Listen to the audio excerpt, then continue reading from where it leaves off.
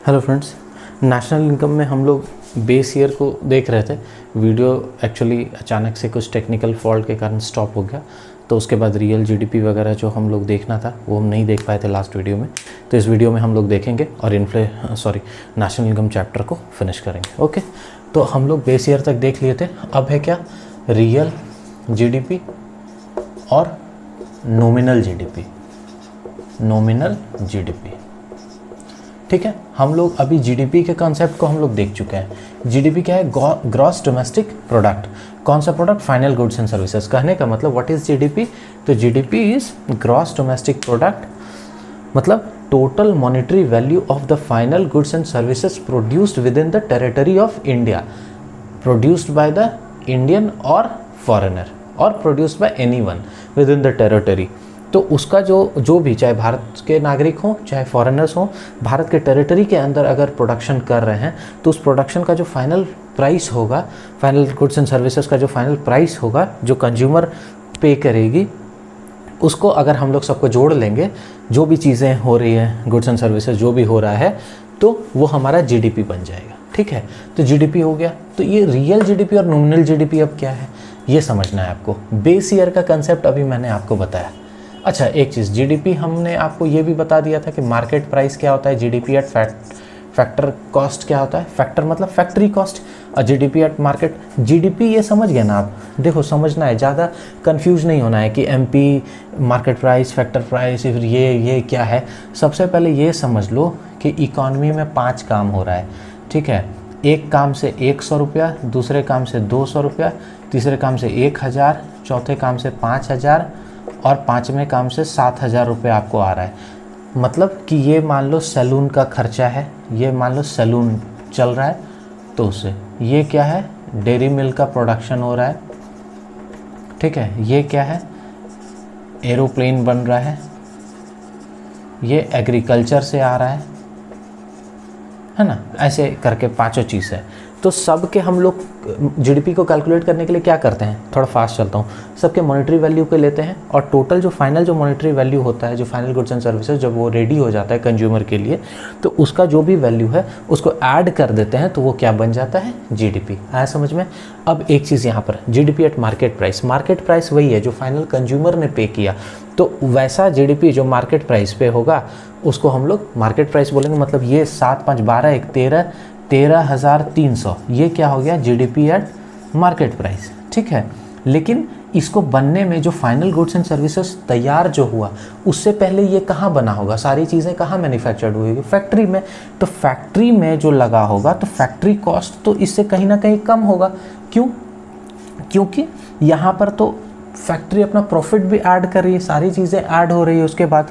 तो फैक्ट्री में मान लो ये 1200 रुपया टोटल खर्चा हुआ होगा, 12000, तो जीडीपी एट फैक्टर कॉस्ट क्या हो गया, ये हो गया। आज समझ में? यही दोनों में डिफरेंस है। अब हम लोग चलो आगे बढ़ते हैं। अब मैं आपको बताया, फिर जीडीपी समझ में आ गया। अब ये रियल जीडीपी और नॉमिनल जीडीपी क्या है ये समझना है। बेस ईयर का कंसेप्ट बताया कि 2012 हमारा 11-12 बेस ईयर है हमारा। देखो, एक एग्जाम्पल बताता हूँ। 2011-12 में पता है 100 क्वांटिटी जो है ऑफ डेयरी मिल्क, भारत में 100 पीस जो है डेयरी मिल्क प्रोड्यूस हुआ और वो बिका एट द रेट ऑफ 10 रुपये के रेट पे। तो टोटल कितना, अगर मैं पूछूं उस समय जीडीपी क्या था या टोटल कितना रुपया जनरेट हुआ, तो 100 गुने 10 मतलब 1000। भारत का जो जीडीपी था उस साल का वो कितना था, 1000 रुपया। लेकिन अभी जब हम लोग 2022 में, मान लो 2021-22 में हम लोग ये देखें कि 150 क्वांटिटी ऑफ डेयरी मिल्क बिका। ठीक है, और वो जो बिका ये 20 रुपये पे। ठीक है, 2021-22 में 150 क्वांटिटी डेयरी मिल्क का 20 रुपये पे।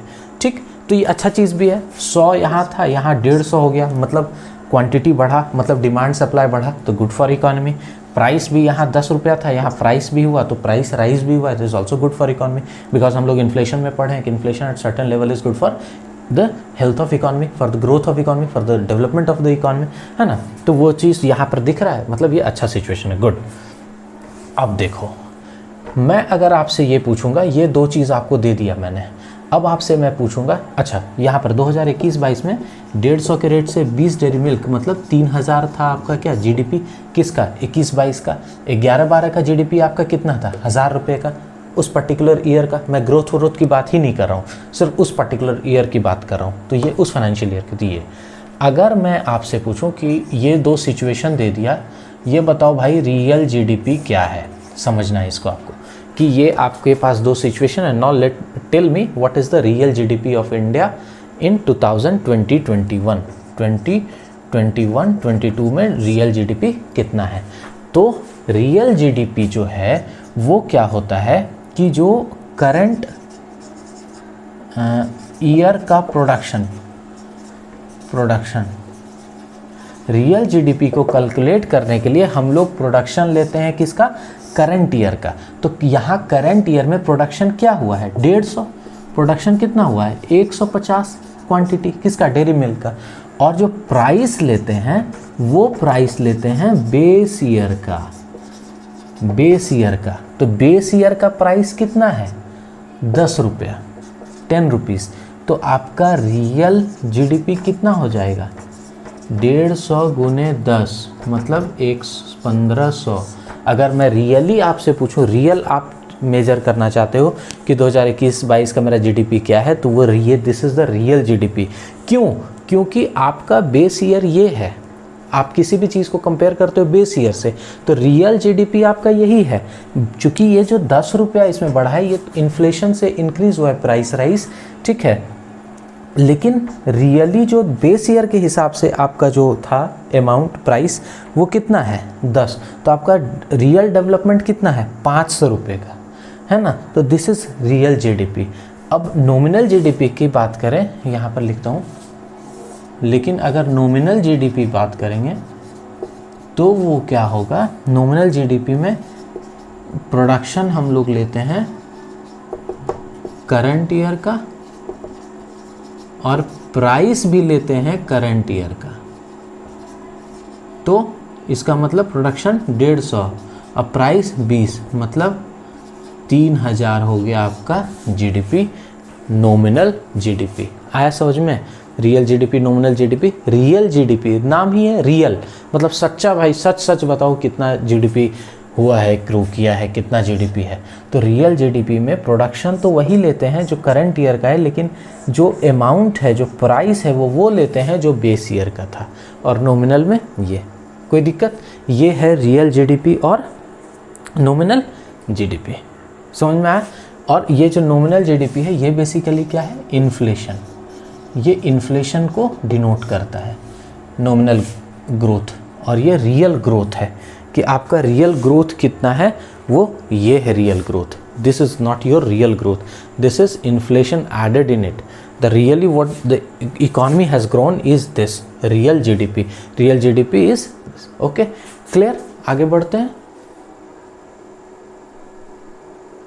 नाउ अब हम लोग को देखना है जीडीपी डिफ्लेटर।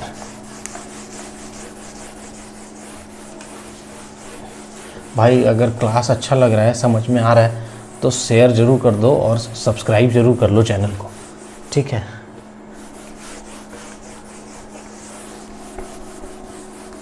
चलो अब क्या है जीडीपी डिफ्लेटर।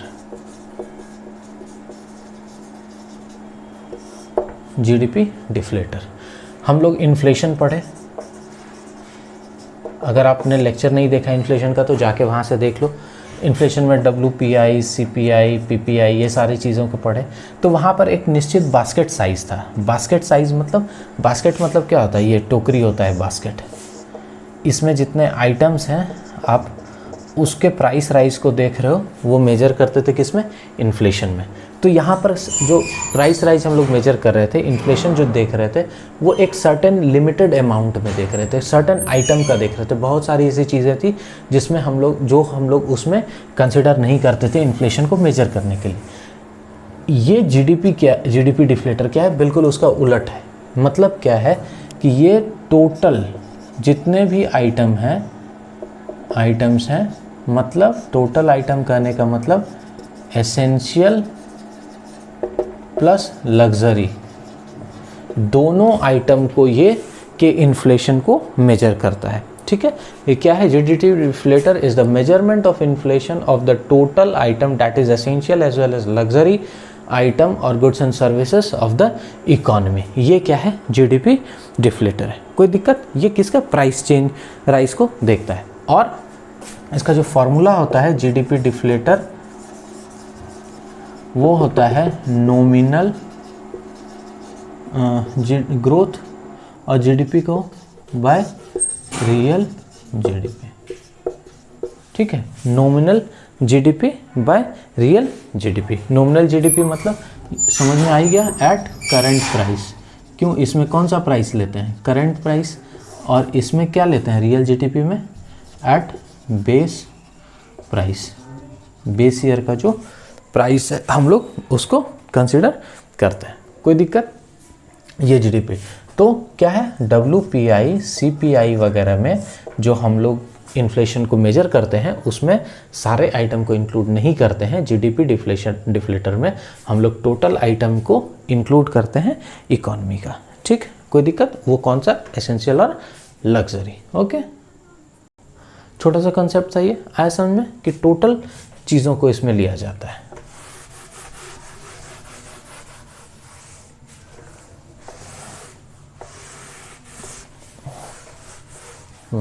अब हमारा क्या है? National income.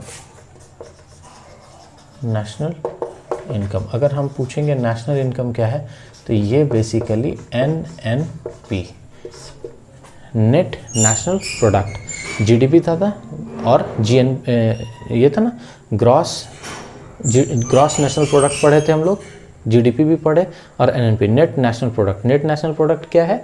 कि भारतीयों के द्वारा जो प्रोड्यूस किया जा रहा है, total monetary value of total final goods and services produce by Indian inside India और outside India minus depreciation is known as NNP, net national product.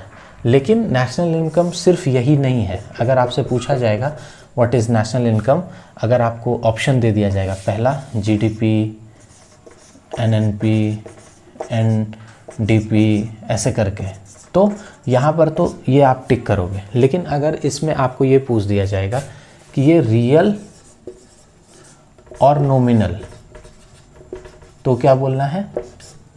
कौन सा? एनएनपी एट कौन सा एनएनपी? Real NNP. दूसरा चीज़ market price और factor cost पे, तो factor cost पे। ठीक है, तो ये याद रखना है। तो नेशनल इनकम इज, ऐसे हम लोग लिखेंगे, national income is NNP at real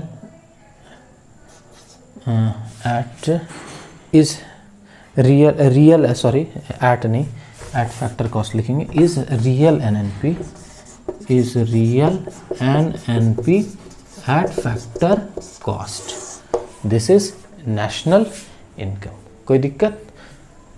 चलो,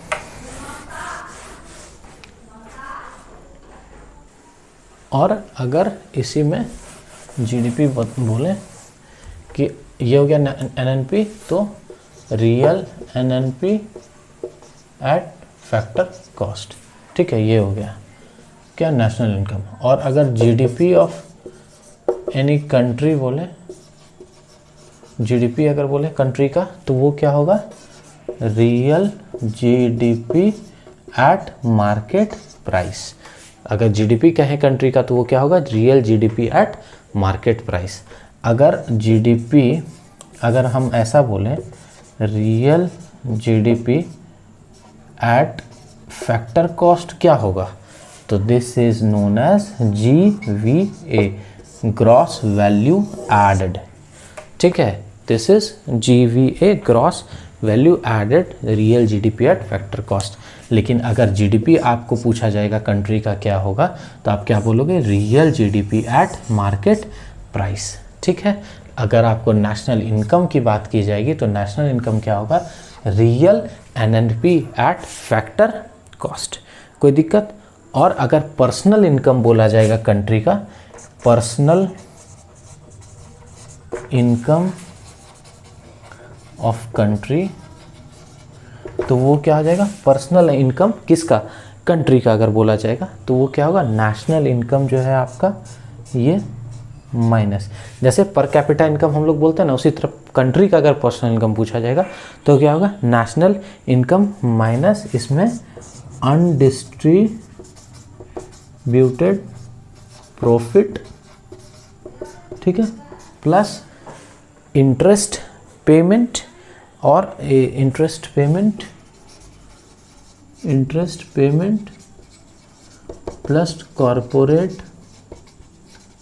टैक्स, ये इस नेशनल इनकम में इसको घटा देंगे और ऐड कर देंगे ट्रांसफ़र पेमेंट को, किसको, ट्रांसफ़र पेमेंट को, तो ये बन जाएगा आपका क्या, पर्सनल इनकम ऑफ कंट्री। ठीक है, तो ये हमारा नेशनल इनकम चैप्टर आज फिनिश हुआ। ठीक है, 4 लेक्चर्स हैं इसमें छोटे छोटे, आप इसको देखो, आपको मैं ये श्योर करता हूँ कि आपका कोई भी क्वेश्चन नहीं छूटेगा। हम लोग इकोनॉमिक्स जब ख़त्म कर लेंगे उसके बाद हम लोग यूपीएससी के और बीपीएससी स्टेट पीसीएस के भी और यूपीएससी के भी क्वेश्चंस हम लोग देखेंगे।